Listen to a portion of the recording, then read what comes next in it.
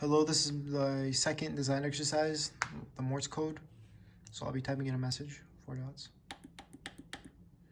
It's H, is E, L is dot dash dot dot, P is dot dash dash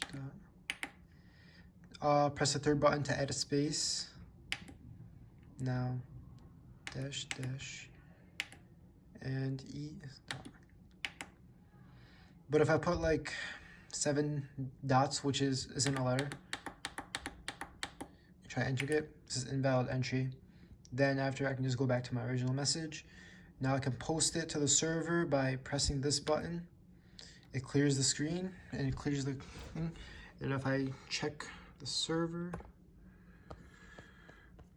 which is my username, help me, so I know it works correctly. So yeah, that's my design.